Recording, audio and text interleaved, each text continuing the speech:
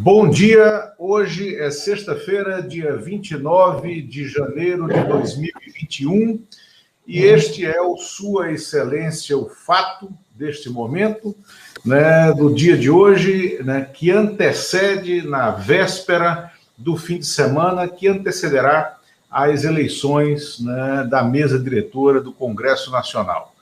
E para analisar o futuro no Congresso, para analisar o andamento da agenda, o que pode acontecer, né, nessa nova configuração das mesas diretoras do Congresso Nacional, nós trouxemos o jornalista, analista político Antônio Augusto de Queiroz, o Toninho, né, que é analista político do DIAP, né, o Departamento Intersindical de Assessoria Parlamentar, né, uma entidade que desde 1984 ela cuida de fazer análises e traçar cenários do andamento da agenda dentro do Congresso, e a partir do momento da Constituinte fez avaliações, né, sobre a participação dos parlamentares na Constituinte, e de lá para cá a avaliação do andamento dessa pauta, sempre com um olhar mais acurado para a sociedade. Não é uma avaliação, uma análise legislativa do ponto de vista do andar de cima da sociedade, mas sim da sociedade como um todo, do conjunto da sociedade. E nós estamos nessa antivéspera das eleições da mesa, que indicam, né, provavelmente a vitória do senador Rodrigo Pacheco, do DEM, Democratas de Minas Gerais, né, para a presidência do Senado, e do deputado Arthur Lira, do Progressistas de Alagoas, para a presidência da Câmara. Ambos são apoiados pelo governo federal, ambos receberam uma carga muito grande de apoio, né, e apoio que a gente... apoio fisiológico, troca de votos, né, por emendas, por liberação de verbas públicas do Palácio do Planalto. E o presidente Jair Bolsonaro conta com esse apoio para seguir, né, a sua agenda conservadora dentro do Congresso, né? E o ministro da Economia, Paulo Guedes, acha que, a partir do momento que eleger pessoas ligadas ao Palácio do Planalto, a sua vida, né, como ministro para a sua agenda ultraliberal será mais fácil. Toninho, bom dia, muito obrigado por você estar aqui. E para onde caminha esse Congresso que deve mudar a sua mesa diretora dos trabalhos na segunda-feira? Bom dia, Luiz Costa Pinto, bom dia, Mano. É um prazer participar desse programa, a Sua Excelência, o Fato, e gostaria de dizer que, de fato, nós temos um ambiente muito conturbado nesse momento no país, e que os desafios do Congresso nos próximos 2 anos vão ser muito significativos.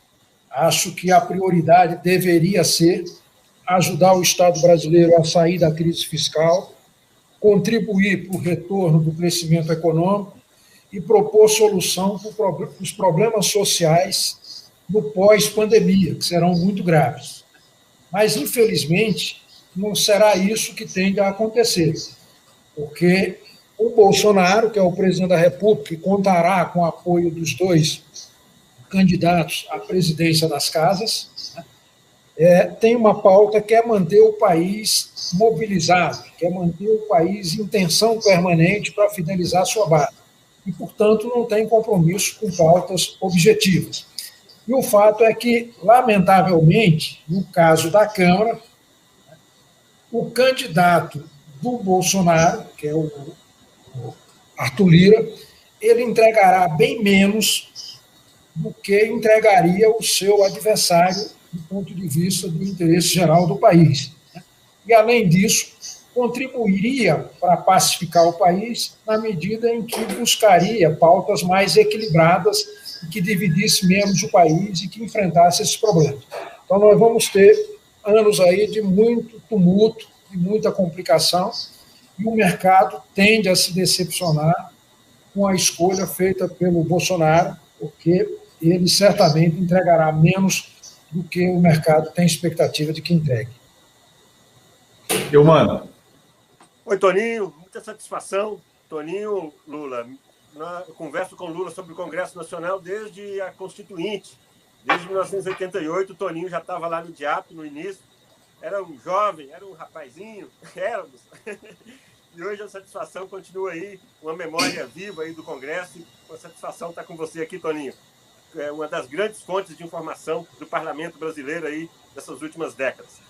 Toninho, eu acho, então, eu queria, nesse contexto, entrar um pouco nas pautas que você considera objetivamente são aquelas que têm mais chance de serem aprovadas, caso se confirme, tudo parece que caminha para isso, a vitória aí do Arthur Lira. O que você acha que tende a passar, ou o que pode apenas servir aí para o Bolsonaro manter, como você bem disse, aí, a base fidelizada? Pois é, mano, é curiosa essa questão da pauta, porque cada grupo tem uma pauta. Por exemplo, a pauta do Bolsonaro é a pauta de costumes, que inclui aí o Estatuto da Família, a escola sem partido, questões religiosas e de gênero, o voto impresso. A pauta policialesca, que inclui redução da idade penal, excludente de ilicitude, federalização das polícias, armar a população, facilitando a compra de armamento e de munição. Então, é uma agenda, essa é a agenda do presidente da República. A agenda do Guedes é a agenda do ajuste, é a agenda da PEC emergencial, do Pacto Federativo, da reforma administrativa, da meia sola na reforma tributária ali, unificando PIS e COFINS e criando a CPMF, a carteira verde e amarela, e o regime de capitalização na Previdência, a venda de ativos, a aprovação do orçamento, etc. Aí você tem, por outro lado, o mercado com a ideia de defender um ajuste fiscal para os outros, mas subsídio para si, redução do custo Brasil, aí, aprovar a BR do Mar, reforma tributária, lei do gás, marco ferroviário, etc. Uma reforma tributária que reduz a carga tributária, redução do Estado com a transferência de produção de bens e serviços para o setor privado, e tem a agenda dos movimentos sociais, que é aprovar o auxílio emergencial, regulamentar a automação, a digitalização e o trabalho por plataforma, uma reforma tributária progressiva que tribute as grandes fortunas, lucros e dividendos, grandes heranças, etc. Então, esse é o conjunto de pauta. O que vai prevalecer nisso? Acho que na área econômica deve passar alguma coisa do ponto de vista do ajuste, porque o país está se inviabilizando desse ponto de vista, a dívida pública já ultrapassa 100% da receita governamental, ou do PIB brasileiro, melhor dizendo, de modo que a situação realmente está desequilibrada. Então, deve passar algo nessa perspectiva do ajuste, deve passar alguma coisa na área tributária e alguma coisa também na área de costumes, mas muito aquém das expectativas, tanto do Bolsonaro em relação à sua pauta, quanto do mercado. E quem vai ficar na pior nesse cenário vão ser as esquerdas e os movimentos sociais, porque a margem estreita, a crise fiscal, a escassez orçamentária vai dificultar enormemente a possibilidade de adotar medidas nesse caminho. Isso vai levar a tumultos, a convulsões, porque no pós-pandemia a crise vai ser muito grave, porque haverá um salto na ciência e na tecnologia, isso vai eliminar a mão de obra, o uso de plataformas digitais, de digitalização e de automação também, de modo que vai haver muita gente excluída nesse processo. E muitos dos trabalhadores que têm estabilidade ainda, porque tiveram redução de jornada ou tiveram um contrato suspenso, na retomada das atividades agora, muitos empresários vão dispensar, pelo menos um terço deles. Então vai ter muito desemprego, vai ser um ambiente muito preocupante desse ponto de vista. E essa visão de enfrentamento e mobilização do governo em nada ajuda a resolver esse problema grave, que vai ser o problema social pós-pandemia. Toninho, do ponto de vista econômico, né, tirando as brigas que eles tiveram, e brigas que, em geral, foram decorrência da absoluta incompreensão política e da total falta de habilidade política de Paulo Guedes, né, da discussão desse enfrentamento, dessa briga de cachorro e gato que o Paulo Guedes teve ao longo dos últimos 2 anos com o Rodrigo Maia, mas não foi uma burrice, uma a mais, do governo não ter aproveitado a presença do Rodrigo Maia, porque tinha identidade ideológica, tinha identidade de visão de mundo, né, com o Paulo Guedes e com o pessoal da equipe econômica, para aprovar, né, para fazer andar esses projetos que, em alguns momentos, né, são quase que perversos do ponto de vista da sociedade, mas que tinham identidade com o que o Rodrigo Maia queria, né, e que eles são, até brinquei com você aqui, quando a gente estava no aguardo de iniciar, eles são contracíclicos em relação ao Centrão, né? E você tem um grande trabalho de análise, de avaliação, né, da participação do Centrão no Congresso, mas eles são contracíclicos em relação à forma como o Centrão se posiciona, aos avanços fisiológicos sobre o orçamento e a uma total aversão a qualquer coisa que signifique corte de gastos e redução da máquina pública. E veja bem, eu não advogo redução da máquina pública. Eu acho que o Estado tem que ser um Estado forte, eficiente e eficaz, né? E que nós não temos isso ainda. E teremos que brigar para construir esse Estado ideal no país. Mas o que o Paulo Guedes pensa entra em confronto total com a postura histórica desse pessoal que vai ter o comando da mesa diretora caso o Arthur Lira se eleja presidente da Câmara. Estou errado? Não, está perfeitamente correto. Acho que, nesse tema, o governo Bolsonaro e a equipe econômica cometeram um erro grande de avaliação em relação ao Rodrigo Maia. Rodrigo Maia vai deixar, nas suas presidências da Câmara, um legado para o mercado que jamais outro presidente, fora Luiz Eduardo Magalhães e fora período de constituinte, deixou em termos de abertura da economia e de ajuste fiscal. O Rodrigo, no período em que ficou à frente da presidência da Câmara, aprovou a reforma trabalhista, a terceirização, o teto de gasto, aprovou a reforma da Previdência, aprovou a lei de saneamento e não aprovou mais por conta dessa postura do governo Bolsonaro, que ficou o tempo inteiro provocando o presidente da Câmara, porque ele não pautava acertadamente, não pautava aqueles problemas de costume, né?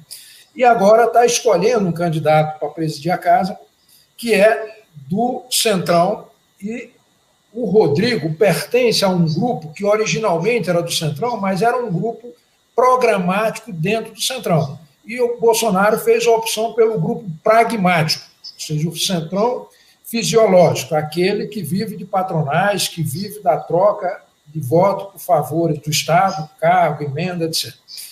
E o Centrão vai não apenas garantir a continuidade do fundo partidário, do fundo eleitoral, das emendas impositivas, como vai estender ou retomar o horário eleitoral gratuito para os partidos, que foi extinto quando foi criado o fundo eleitoral, e vai apresentar uma fatura muito grande. Bolsonaro tende a virar refém do Centrão. Sempre que entrar um pedido de CPI, o Lira vai ligar para o Bolsonaro e dizer: olha, você tem 5 dias para me dar 100 cargos na esplanada para eu acomodar aqui a base, que está hostil, senão esse troço vai andar. Se entrar um pedido de impeachment, é um ministério de primeiro time, saúde, Casa Civil. Ô, Toninho, só para que os nossos ouvintes e telespectadores saibam a vida como ela é, que é isso que você está narrando, deixa eu colorir essa tua análise com uma história real, tá? Todo mundo sabe que eu dei consultoria durante um período para a presidência da Câmara dos Deputados, no período de 2003 a 2004, e tinha uma relação muito próxima com o presidente da época, o João Paulo Cunha, que me ouvia em vários aspectos e não ouvia em outros, e fazia aquele balanço, era uma consultoria profissional. Num dado momento, eu estava jantando no Piantela com os dois jornalistas, né? Quando um deputado, um parlamentar da mesa diretora, me puxa num canto e diz, conta aí para eles que eu vou pedir uma CPI sobre não sei o quê. Aí falou o assunto. Era algum assunto da área realmente empresarial, era um interesse empresarial. Aí eu olhei para ele e disse, isso não está em pauta, você não vai pedir. Eu falei, não vou pedir, mas tenta criar o fato que eu vou pedir, porque aí depois eu sei como eu retiro esse assunto de pauta e as pessoas vão me procurar. Aí eu olhei para o cidadão e disse, meu amigo, você está ficando louco? Né? Ele falou, não, isso é como as coisas acontecem. Aí eu mandei para aquele lugar, voltei para o meu jantar e te digo, não vou dizer o nome aqui, não precisa, mas o personagem passou algum tempo na cadeia já. Já saiu. Então, essa é a vida como ela é no parlamento. Toninho, desculpa, você estava ilustrando assim, o andar, né, de como as coisas acontecem, poderão acontecer nessa relação entre palácio e parlamento. Pois é, você sabe que outro dia, eu conversando com um parlamentar, ele estava me dizendo como é que é a abordagem do Lira em relação aos parlamentares dos partidos que estão apoiando hoje o Rossi. Né? Ele chega e pergunta para o parlamentar quais são as suas necessidades e garante que poderá atender a todas. Escuta as necessidades do sujeito e depois vira para o cara e diz o seguinte, as suas necessidades passaram a ser as minhas prioridades. Então, esse é o compromisso que eu tenho de implementar. Isso vai significar o seguinte, ele está assumindo muito acordo, não tem margem no orçamento nem cargo no governo para cumprir todas, e logo, logo ele vai ter algum tipo de atrito com o Bolsonaro. Eu tenho pena do general Ramos... Arthur Lira, né? Estou falando do Arthur Lira. Arthur Lira. Eu tenho pena do Bolsonaro, eu tenho pena do cara que vai ficar encarregado da coordenação política, porque ele vai ficar sendo um office boy de luxo do Lira em buscar liberação de emenda e cargos no governo, porque sempre que surgir uma crise isso vai acontecer. Então, é um parlamentar que costuma cumprir os acordos com os seus aliados, né, e vai cobrar do governo fortemente o atendimento dessas demandas, e isso vai ter conflito, claro, com a equipe econômica que pensa em sentido inverso. A equipe econômica quer enxugar o Estado, quer reduzir cargos, quer reduzir despesas, e o Centrão quer aumentá-las e distribuir com sua base. De modo que vai ser um ambiente, na minha avaliação, de muito conflito nesse período e de muita incompatibilidade com várias forças que estão hoje no mercado apoiando essa candidatura e também com o próprio Bolsonaro. Então, aquilo que eu estava dizendo no início, que essa avaliação de que o Maia fez acordos com a oposição e que impediu a agenda de privatização de avançar no Congresso, isso é um equívoco monumental. Acho que o Maia foi republicano na sua presidência quando deixou de fazer acordos em bases fisiológicas, quando ajudou em não perseguir a oposição, não perseguir os movimentos sociais, quando evitou pautar esses temas que dividem o país e, principalmente, quando atuou com independência em relação ao Poder Executivo.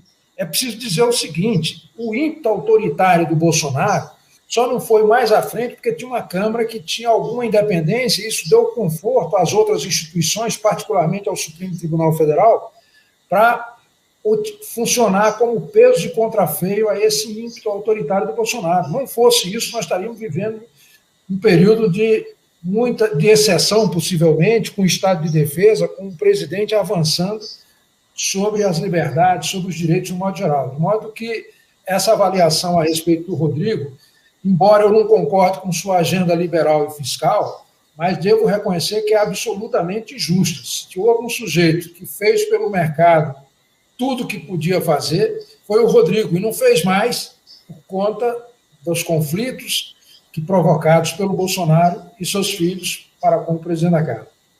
Isso é importante, assim, até você fazer essa divisão. Uma coisa é você constatar o que ele foi, e foi isso que você falou. A outra é concordar com a agenda dele ou não, né? Aí é outra história. Mano, você queria fazer alguma pergunta? Toninho, ontem o jornal Estado de São Paulo trouxe uma reportagem importante dizendo que o governo estava liberando 3 bilhões de reais para obras, principalmente, para o número de 280 e tantos parlamentares. Nós sabemos que a liberação de emendas, liberação de verbas em vésperas de votação, nós sabemos que isso acontece em maior ou menor grau há muito tempo. Eu queria sua opinião sobre o que tem de diferente nesse fato específico, que está diretamente ligado aí à presidência da Câmara. O que se diferencia de outros momentos em que também verbas públicas foram usadas para influenciar decisões do Legislativo? A liberação de emenda, aliás, o presidencialismo de coalizão, o presidente da República tem 3 recursos de poder que ele sempre utilizou, que é compartilhar a gestão, levando pessoas para ocupar cargo no governo, distribuir recursos do orçamento por liberalidade ou por emenda, né, e negociar o conteúdo da política pública com os partidos. Mas isso tem que ter critérios, isso tem que observar princípios republicanos. No caso específico agora, nunca houve experiência anterior em período pré-eleição da presidência da Casa em que se colocasse frente a uma crise fiscal e orçamentária como o Estado está passando, de liberar volume tão significativo e de forma discricionária, de tal modo que só atinge ou só favorece os partidos de oposição, e olha, o partido da situação, que apoia o governo. E olha que existe um sistema de emenda impositiva, que deveria ser distribuído linearmente para todo mundo, sem essa priorização. O fato é que o governo está direcionando e favorecendo os apoiadores do Lira e os dissidentes dos partidos que apoiam o Rossi para fortalecer o Lira e punindo aqueles que deixaram de acompanhar o Lira e estão apoiando o Rossi. Agora, o governo tem os seus motivos para isso. Por que o Bolsonaro está investindo tão fortemente na presidência da Câmara? Nunca um presidente da República investiu tanto na eleição do presidente da Câmara. Porque ele quer se blindar de CPIs, de investigações no Conselho de Ética em relação aos seus filhos e quer evitar o processo de impeachment. Esse é o objetivo central. Além de incluir na pauta do Congresso, que com Rodrigo Maia e com Baleia Rossi não teria espaço, que é uma pauta de comportamento, de costumes que divide o país. Não, são essas as motivações do presidente da República. Não tem relação nenhuma com resolver os problemas do país, com enfrentar a pandemia, com a retomada do crescimento, com equilibrar contas públicas. É o tema de evitar que o processo de impeachment seja aberto e que haja investigação sobre ele e os seus filhos. Então, não é republicana esse tipo de atuação. É por isso que ela se diferencia de outras circunstâncias, de outros períodos em que sempre houve, mas não com esse exagero, com essa exposição desse modo. Aliás, essa eleição é uma eleição muito curiosa, porque ela se parece muito com a primeira eleição do Rodrigo Maia em 2016, mandato tampão. Você lembra que naquela oportunidade tinham 2 candidatos competitivos, o candidato do Centrão e do Eduardo Cunha, que era o Rogério Rosso, e o candidato independente desses diversos partidos, que era o Rodrigo Maia, inclusive da esquerda. Prevaleceu o Rodrigo porque, naquela ocasião, se entendeu que a Câmara não podia continuar sendo comandada pelo Eduardo Cunha à distância, e nem pelo fisiologismo do Centrão. Agora, há uma situação em que esse mesmo apelo não se repete com a mesma intensidade da necessidade de independência da casa. O fato de o Lira ser nordestino o favorece enormemente. O Nordeste sempre foi discriminado e o nordestino ele é muito solidário com os conterrâneos.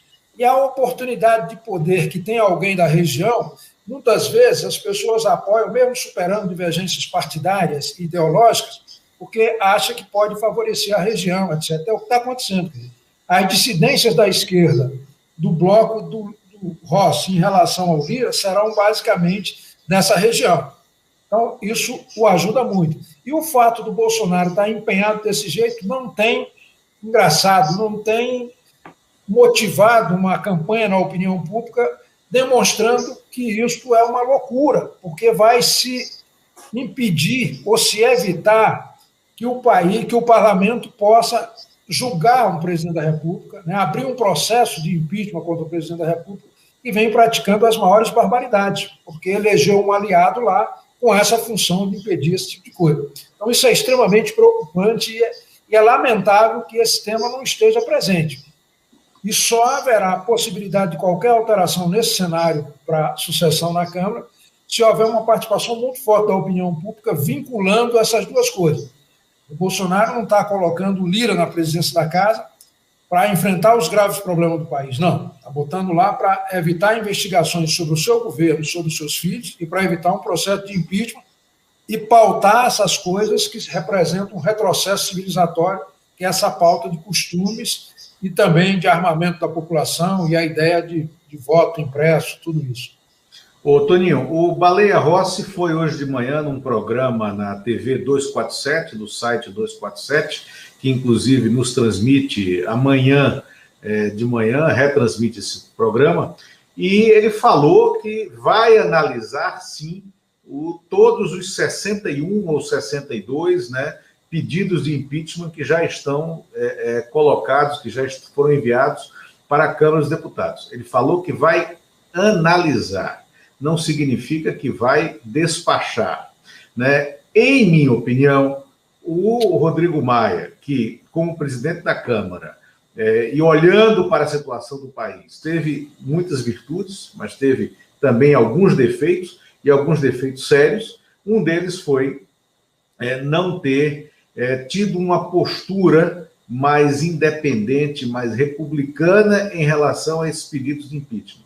Porque o Rodrigo Maia poderia muito bem ter analisado, ter criado uma comissão para filtrar esses pedidos de impeachment, ter encaminhado 3, 4, 5, 6, aqueles que fossem mais viáveis para a CCJ, independente, não se tratava de colocar em votação, de colocar para tramitar o impeachment, mas sim para dizer para o presidente da República que é um criminoso, em minha opinião, que é um personagem que comete crimes em série em diversas áreas, sobretudo crime de genocídio, né, que é o que nós estamos vendo hoje, em meio à crise sanitária e humanitária que o país enfrenta, né, é um personagem perverso.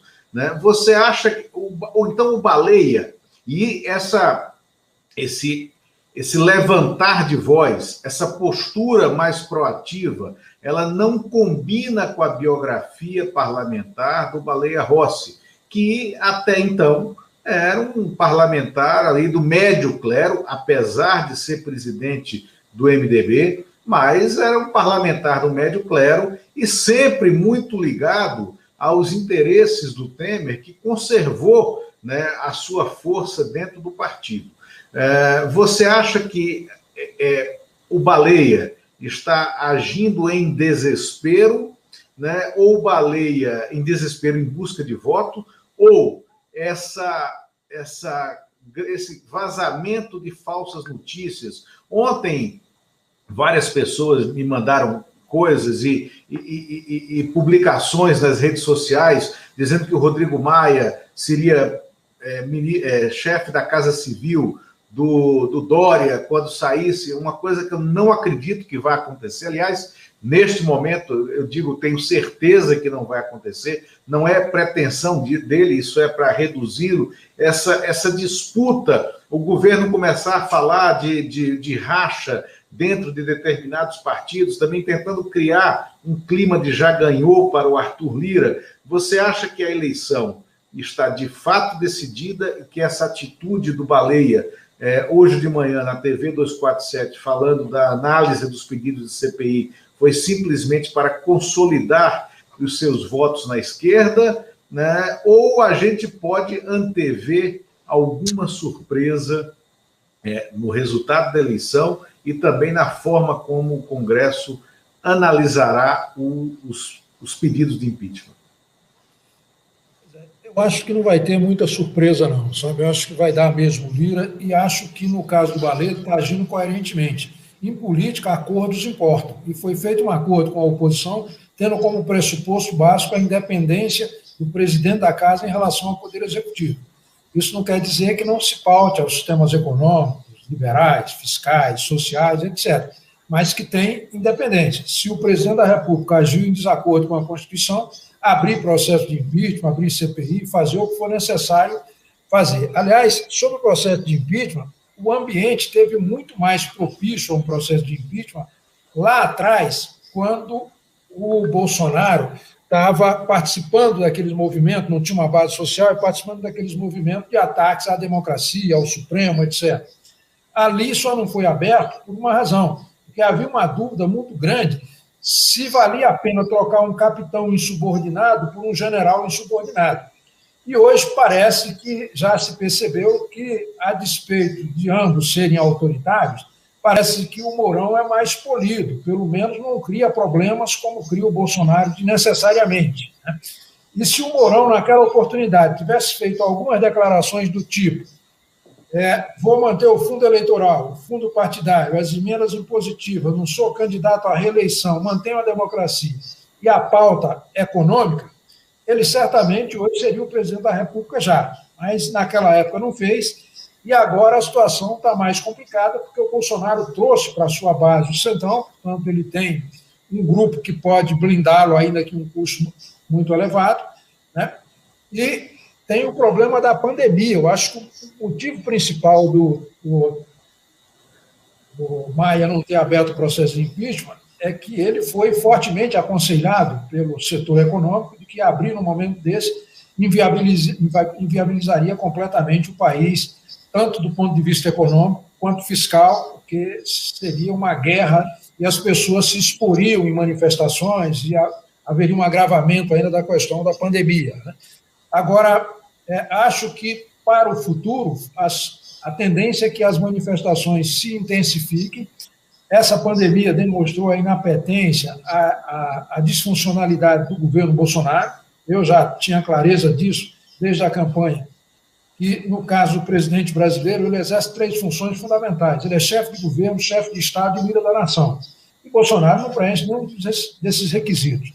Ele não é líder da nação porque não é exemplo para nada, ele não é chefe de Estado porque arruma briga sem necessidade, né? Não tem noção do papel do país no cenário internacional, e como chefe de governo é uma tragédia, escolhe ministro como aquele que estava aplaudindo o presidente xingar a imprensa, quando, ao contrário, deveria prestar contas, que existem leis no Brasil e transparência que obrigam o Estado a explicar todos os seus gastos. O presidente prefere xingar a imprensa. De modo que uma postura do Rossi na presidência da Casa seria incoerente. Ele não está fazendo uma declaração apenas para agradar ou fidelizar os votos da esquerda. Acho que ele efetivamente terá essa postura. Já o Lira, na presidência da Câmara, ele só abrirá um processo de impeachment depois de ter chupado todo o suco da laranja, tiver só o bago, né, tiver consumido todos os recursos do governo e tiver na circunstância de ser obrigado a fazer, ou seja, com a opinião pública contra o governo, né, e com o mercado contra o governo, para ele fazer esse tipo de coisa. Do contrário, não fará, se manterá nesse processo. Eu acho que é um acordo ali complicado, que é um negócio interessante para se analisar, que é o seguinte: o presidente depende do Lira, mas o Lira também, na presidência da Câmara, vai depender do Bolsonaro. O Bolsonaro tem ascendência sobre o Procurador-Geral da República, tem ascendência sobre alguns ministros supremos. E o Lira é muito vulnerável desse ponto de vista, né? Ele responde aí a vários processos. Então, tem muita gente acreditando que o Lira vai para cima do Bolsonaro no primeiro desentendimento que eles tiverem, mas é preciso levar em consideração esses outros aspectos que eles dependem reciprocamente um do outro. De modo que vai ter muito tumulto nesse processo, mas ele só vai startar um processo de impeachment se não tiver outra opção. Lula, Toninho, uma coisa.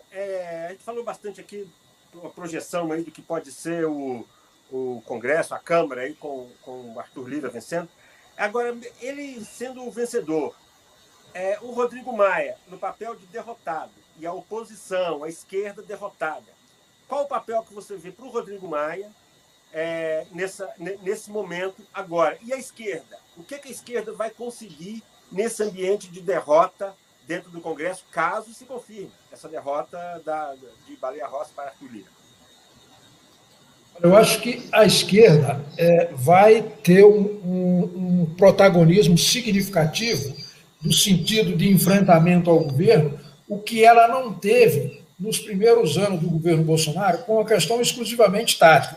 Como o governo estava hostilizando o Centrão, a oposição fez questão de dar para integrantes do Centrão uma série de pautas que, se ela assumisse, não tinha a menor possibilidade de se viabilizar.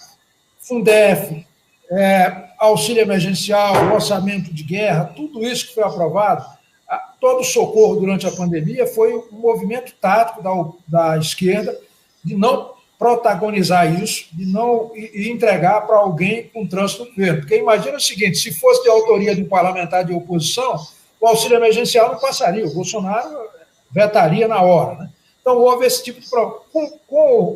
Na gestão do Lira, né, na eventual gestão do Lira, a oposição vai ter esse papel de enfrentamento, porque ela não vai ter a oportunidade de composições táticas como ela teve no passado.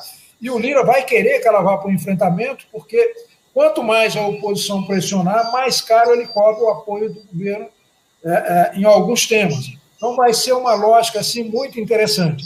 O Rodrigo vai sair menor do que entrou nessa disputa, porque o próprio partido dele o desmoralizou e desmoralizou o presidente do partido, quando, lá na Bahia, né, o partido estando apoiando o Rossi, todos os parlamentares do partido, lá na Bahia, terra do presidente do partido, declarar apoio no Lira é uma desmoralização completa. Então, o dono da candidatura do Rossi não consegue segurar o seu partido, ele vai sair muito mal desse processo. Não vai ter possibilidade de ocupar posto de mando na casa. Né? Se ficar no parlamento, vai ficar, na minha avaliação, sem protagonismo e isolado, porque a derrota vai pesar muito sobre o Maia.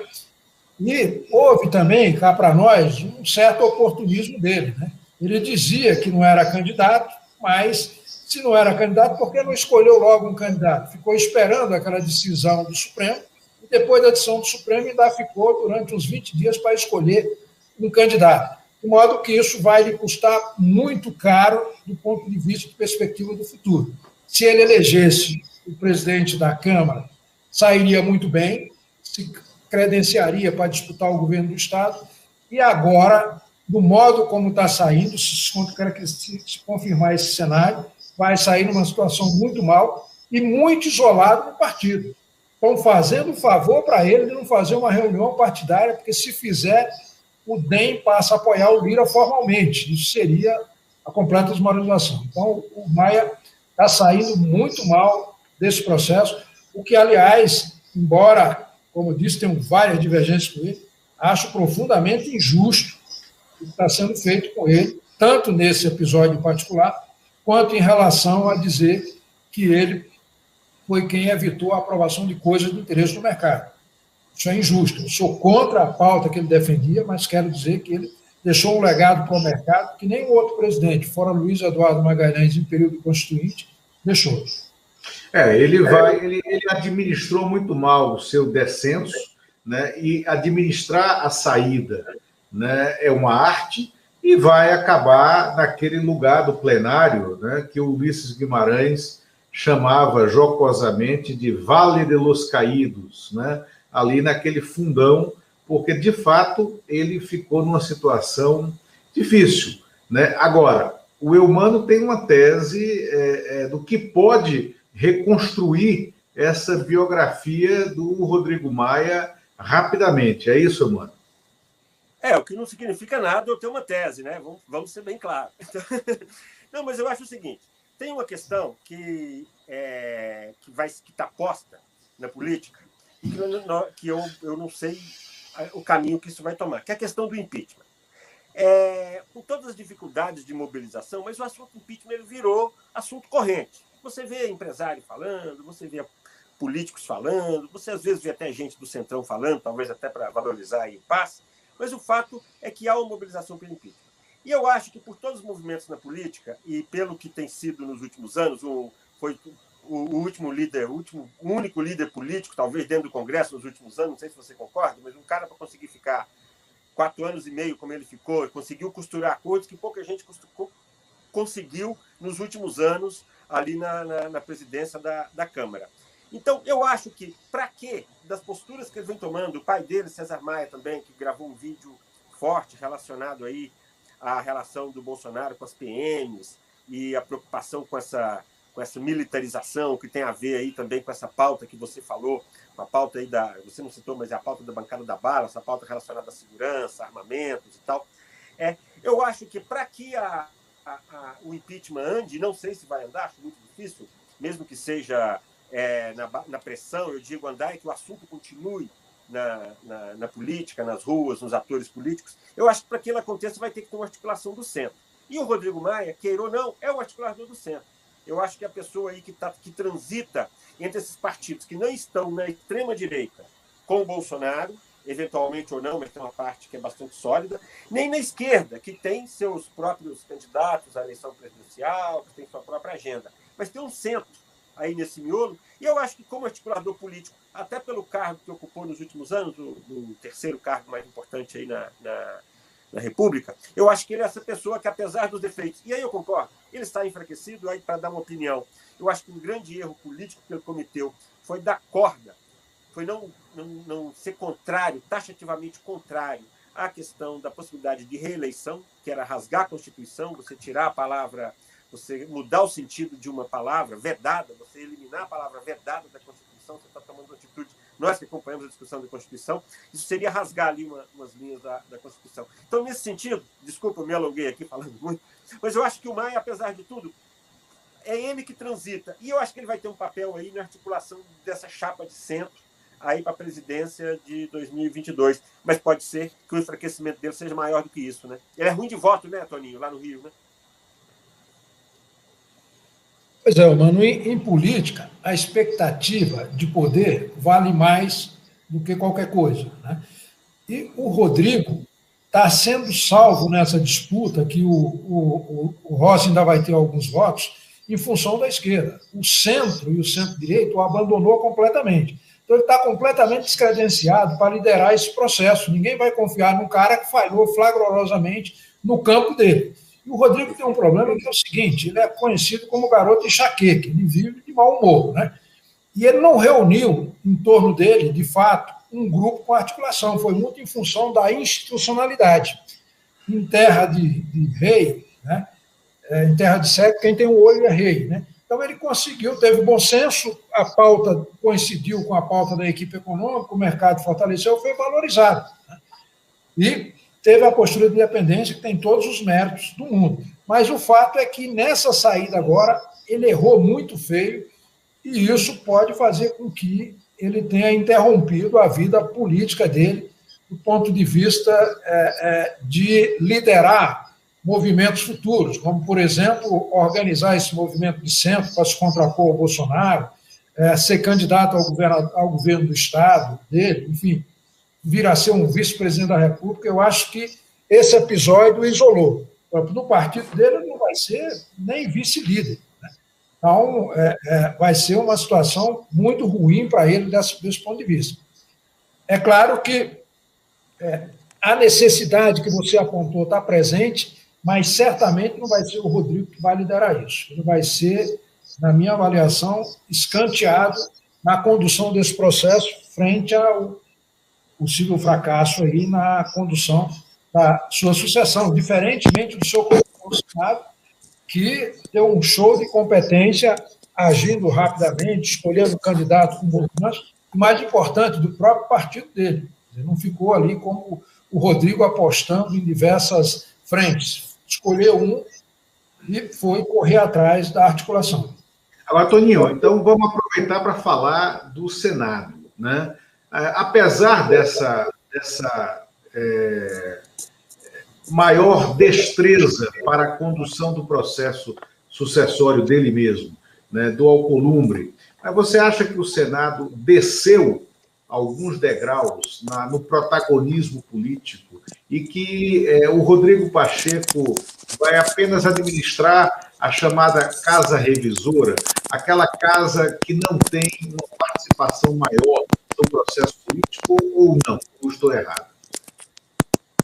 Eu acho que o Senado vai ganhar visibilidade não pelo protagonismo do seu próprio presidente ou pelas iniciativas dele, mas pelos conflitos que a Câmara vai provocar a partir da gestão do Lira, e o Pacheco vai aparecer perante a opinião pública como sujeito equilibrado. Aliás, a disputa entre ele e a Simone Tebet, ele está favorecido por isso. Ambos têm formação jurídica, né?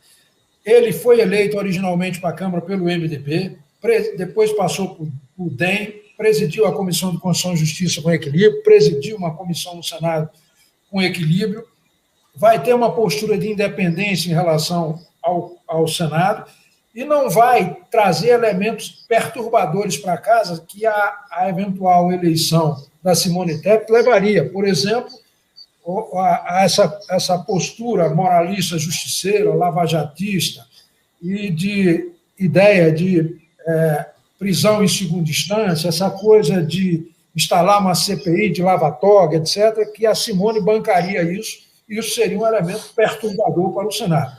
Eu acho que o Rodrigo se destacou nesse cenário, porque em terra de cego, quem tem um olho é rei, então ele se deu bem, é o que vai ocorrer agora. Quer dizer, o presidente do Senado, não por habilidades individuais, mas por uma lacuna, pela ausência de equilíbrio, de capacidade de coordenação, ele poderá ter um papel importante no país.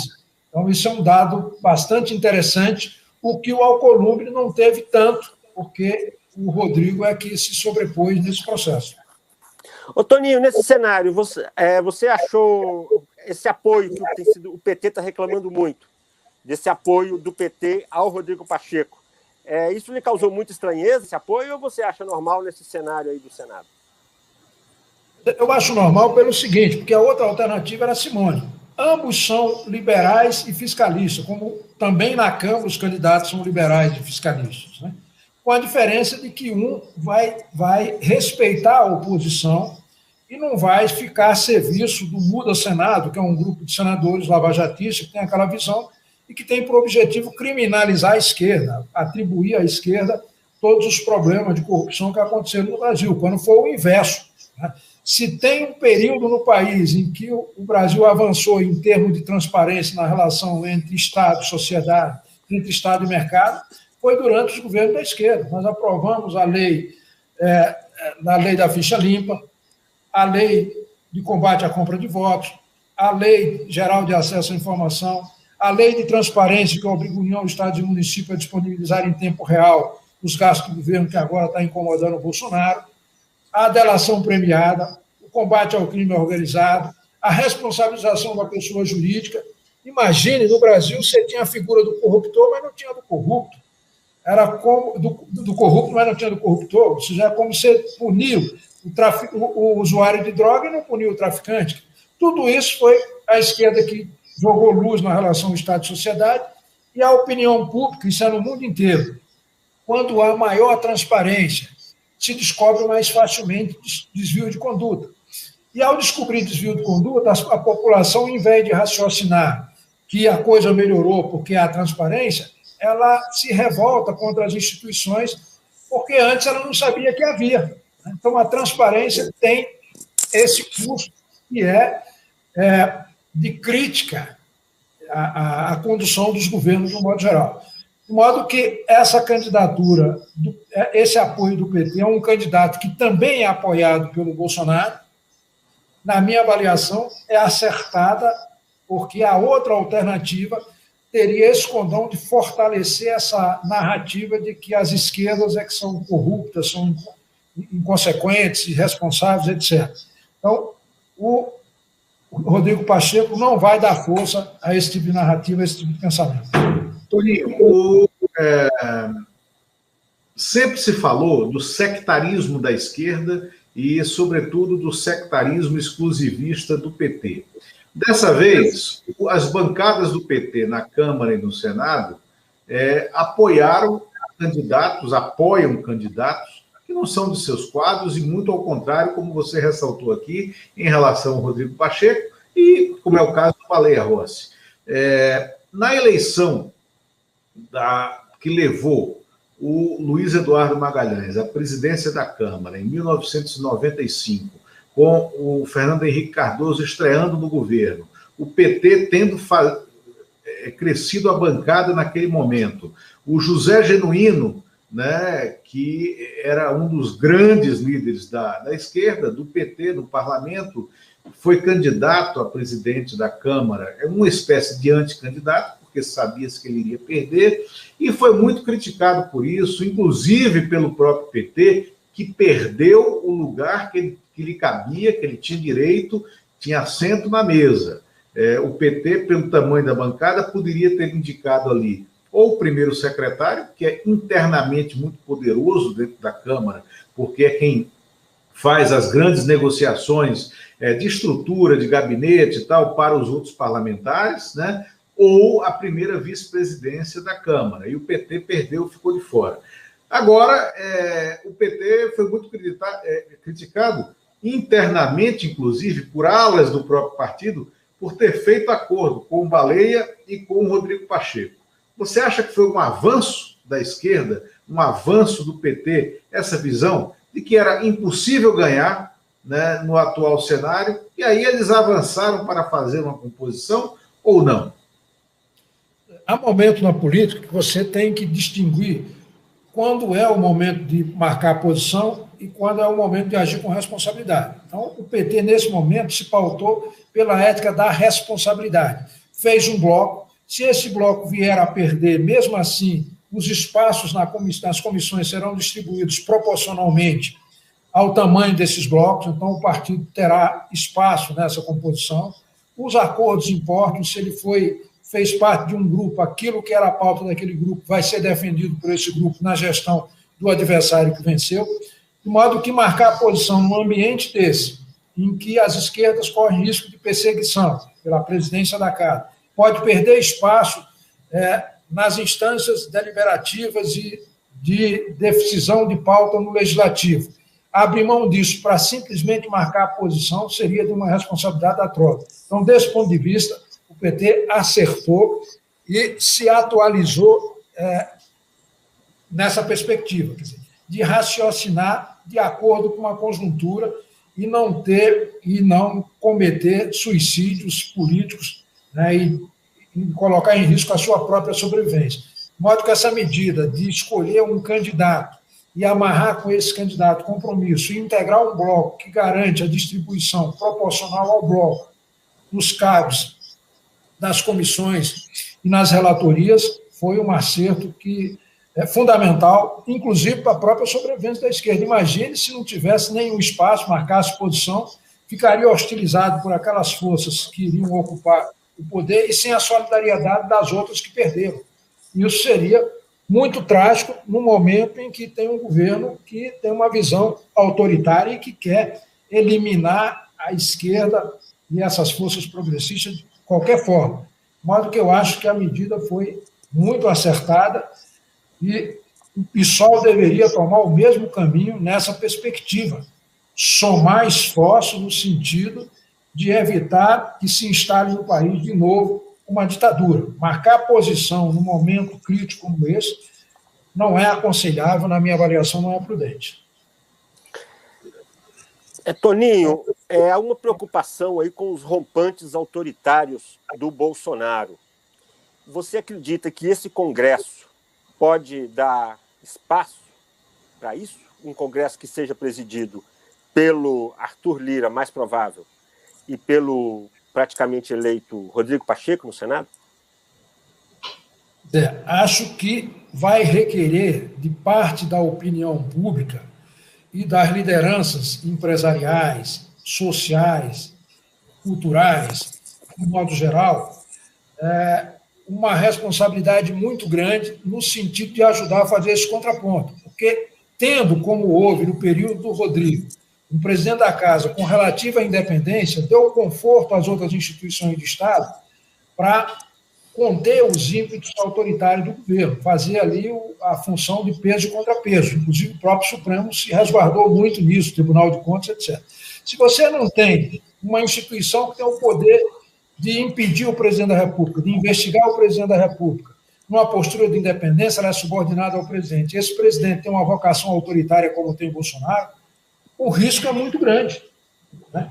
Então, é preciso ter esse tipo de contraponto na sociedade, senão nós vamos enfrentar esse tipo de problema. O cara querer adotar aí um estado de defesa, tomar medidas autoritárias, e ele está ao lado dele, vai estar com a Câmara, né?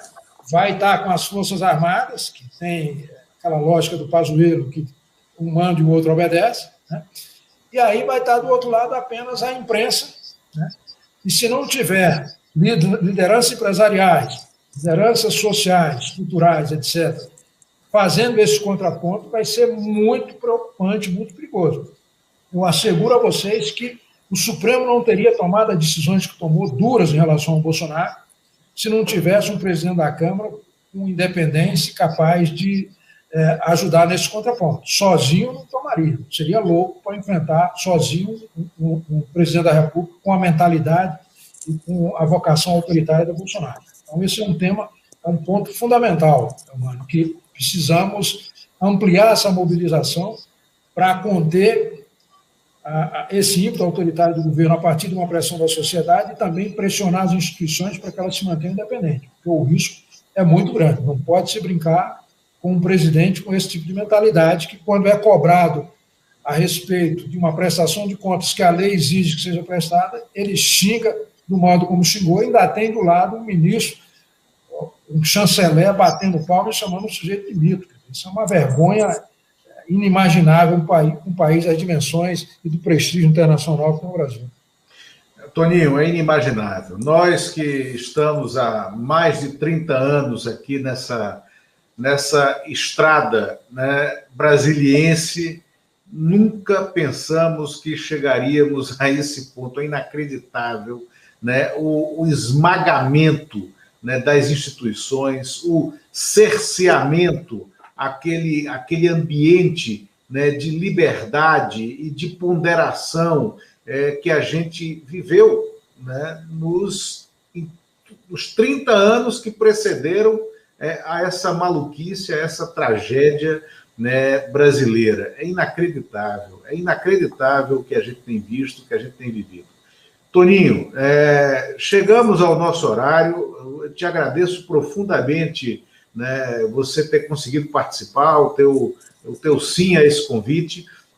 Esse programa hoje está vivendo o seu último dia nesse horário, às 11 horas da manhã. A partir de segunda-feira, e por causa de uma enquete que nós fizemos, né, com 62% dos votos, né, optou-se pelo horário das 8h30 às 9h30 da manhã, segunda-feira, dia 1º, não por acaso, é o dia das eleições na mesa da Câmara e do Senado. Nós traremos como convidada a Carla Gimenez, que é a diretora de redação do El País Brasil, né, do jornal El País Brasil, para fazer uma avaliação de conjuntura também, e um programa que antes era só às quartas e sextas, passará a ir ao ar às segundas, quartas e sextas, às 8h30. Toninho, a tua avaliação, a tua visão foi muito importante para a gente, né, Humano? Valiosa avaliação, viu, Toninho? Muito obrigado. Você tem uma visão aí, um conhecimento interno do Congresso que deixa a gente dar confiança aí em ouvir essas suas projeções. Muito obrigado, é sempre um prazer falar com você, viu, Toninho? Fica na área, hein? Não some, não. Tá ótimo, muito obrigado, foi um prazer revê-los, estou à disposição. Parabéns pela iniciativa. Obrigado, Toninho, um grande abraço e vamos ver no que dará tudo isso.